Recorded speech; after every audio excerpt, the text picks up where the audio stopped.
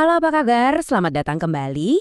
Nah, kalau di kesempatan sebelumnya kita udah ngobrolin soal komunikasi terapeutik ya, yaitu percakapan penting antara Anda sebagai pasien dengan tenaga kesehatan. Hari ini kita mau intip sebuah percakapan yang mungkin Anda nggak pernah dengar, tapi wah perannya itu vital banget buat keselamatan Anda, yaitu percakapan antar para profesional medis itu sendiri. Yuk kita lihat ada apa sih sebenarnya di balik layar. Jadi, kita bakal mulai dari mana? Pertama, kita intip dulu komunikasinya di balik panggung. Terus, kita lihat risikonya kalau sampai salah paham. Ngeri loh. Tapi tenang, kita juga bakal bongkar formulanya biar kolaborasi tim medis itu lancar. Termasuk gimana caranya kalau mereka beda pendapat. Dan yang paling penting, gimana semua ini jadi semacam jaring pengaman buat kita semua. Oke, kita masuk bagian pertama ya, komunikasi di balik layar. Seringnya kan kita mikir urusan kesehatan itu ya cuma antara dokter dan pasien aja.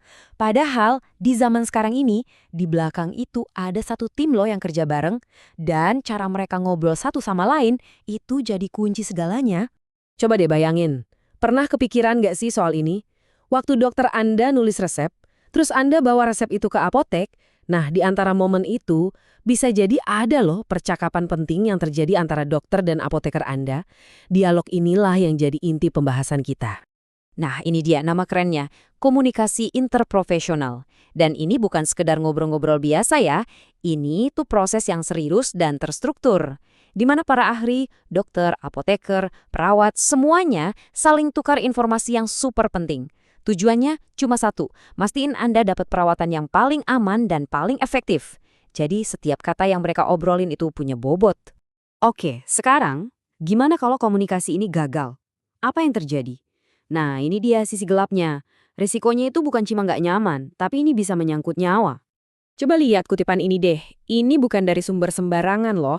Lembaga sekelas Joint Commission itu sampai menegaskan kalau kegagalan komunikasi adalah salah satu penyebab utama kenapa pasien bisa celaka di fasilitas kesehatan. Jadi ini benar-benar bukan masalah sepele. Ini titik yang sangat kritis di mana salah omong sedikit aja akibatnya bisa fatal. Terus, kapan sih momen-momen genting ini terjadi? Coba bayangin ya. Apoteker pusing baca tulisan dokter di resep. Jadi harus nelpon buat mastiin. Atau mereka lihat ada 2 obat yang kalau diminum bareng bisa bahaya. Jadi harus diskusi dulu. Contoh lain, waktu serah terima shift perawat, informasi penting soal kondisi pasien harus dipindahin dengan benar-benar akurat. Nah, disitulah komunikasi yang jelas jadi penentu antara pasien aman dan pasien celaka. Oke, cukup soal masalahnya. Sekarang gimana solusinya?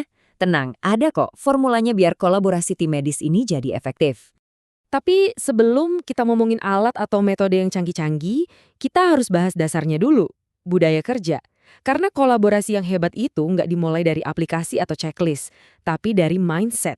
Semuanya itu berawal dari rasa saling menghargai keahlian masing-masing, peran yang jelas, dan yang paling penting, keselamatan pasien itu di atas segalanya, di atas ego profesional. Kalau fondasi ini nggak ada, mau pakai alat secanggih apapun ya percuma. Nah, ngomongin soal alat, ini dia salah satu jagoannya, namanya SBAR. Ini tuh metode komunikasi yang terstruktur yang emang dirancang buat situasi-situasi genting, di mana salah ngomong sedikit aja bisa bahaya. Kelihatannya sederhana, tapi dampaknya luar biasa. SBR itu singkatan dari Situation, Background, Assessment, dan Recommendation.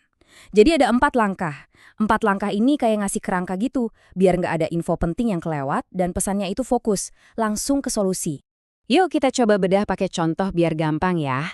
Pertama S, Situation. Ini intinya adalah to the point, langsung ke masalahnya. Misalnya nih, apoteker nelpon dokter, "Dok, saya apoteker yang pegang pasien Tuan A. Mau konfirmasi dosis obatnya, Dok." Singkat, jelas, nggak muter-muter. Habis itu, B, background. Kasih konteksnya, kenapa sih situasinya jadi penting? Pasien ini punya riwayat masalah ginjal, Dok. Kreatininnya tinggi. Nah, informasi ini langsung bikin jelas kenapa dosis obat tadi jadi pertanyaan. Terus yang ketiga, A, assessment. Nah, di sini nih keahlian profesionalnya keluar. Jadi si apoteker nggak cuma nanya, tapi dia ngasih penilaiannya. "Dok, kalau dilihat dari kondisi ginjal pasien, dosis yang diresepkan ini kelihatannya ketinggian deh. Ini nunjukin ada analisis, bukan cuma sekedar ragu-ragu." Dan terakhir, R, recommendation. Ini langkah pamungkasnya. Jangan cuma lempar masalah, tapi tawarkan juga solusinya. Gimana kalau dosisnya kita sesuaikan aja, Dok, ngikutin fungsi ginjal pasien? Nah, lihat kan? Percakapannya langsung berubah. Dari yang tadinya cuma nemuin masalah, jadi kolaborasi nyari solusi bareng. Inilah kerennya SBR. Ya, tentu aja. Di dunia nyata nggak selamanya mulus kayak di contoh tadi. Kadang para profesional ini bisa beda pendapat. Terus gimana dong ngatasinnya? Hambatannya itu banyak banget. Kadang ada rasa segan, misalnya dari perawat ke dokter spesialis. Atau masing-masing pakai istilah teknis yang beda-beda, jadi nggak nyambung. Belum lagi kalau catatan medisnya nggak lengkap. Tambahin lagi tekanan waktu dan beban kerja yang tinggi. Wah, itu resep sempurna buat bencana miskomunikasi. Makanya alat kayak S-Bar ini jadi penting banget. Nah, di sini kelihatan jelas banget bedanya. Coba lihat yang pendekatan agresif. Kenapa Anda resepkan ini? Harusnya Anda lebih tahu dong. Wah, ini nyerang personal banget. Langsung bikin orang defensif dan diskusinya mentok. Bandingkan sama pendekatan asertif yang fokusnya ke data, berdasarkan penelitian kombinasi obat ini beresiko, tujuannya sama, demi keselamatan pasien dan ngajak diskusi. Bisa nggak kita cari alternatif lain?